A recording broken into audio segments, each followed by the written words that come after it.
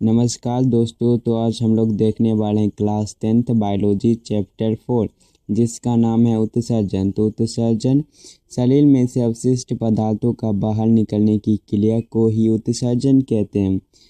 उत्सर्जी पदार्थ उत्सर्जन क्रिया के दौरान जो कुछ भी बाहर निकलता है उसे उत्सर्जी पदार्थ कहते हैं। उत्सर्जी अंग जिस अंग से उत्सर्जन की क्रिया संपन्न होती है उसे उत्सर्जी अंग कहते हैं।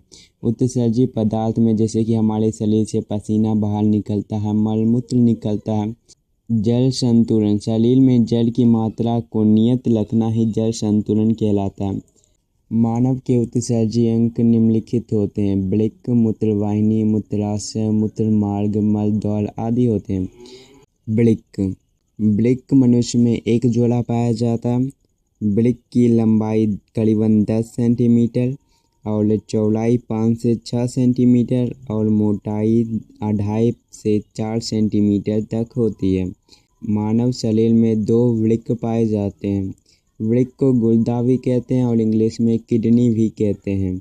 वृक्क के कार्य: वृक्क द्वारा मूत्र निर्माण और उत्सर्जन की क्रिया संपन्न होती है।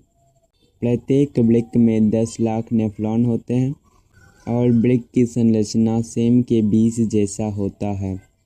पादप में उत्सर्जन: पौधों के उत्सर्जी पदार्थ में जैसे गोंद, रेजिन, टैनिन और जो लेटेक्स होता है वह पौधों के उत्सर्जी पदार्थ होते हैं और यह गाढ़े होता है और दूधिया तरल के रूप में संचित रहता है। अमीबा में उत्सर्जी पदार्थ अमोनिया है।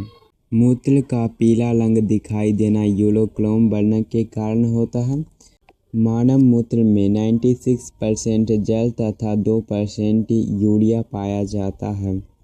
तो आगे प्रश्न याद रखना है, हमारे आमाशय में अम्ल की भूमिका क्या है। तो अम्ल जो होता है वह आमाशय में भोजन को अम्लीय बनाता है। यह भोजन में विद्यमान सूक्ष्म जीव को नष्ट कर देता है और यह भोजन को नरम बनाता है। तो इस प्रकार से यह चैप्टर कंप्लीट होता है।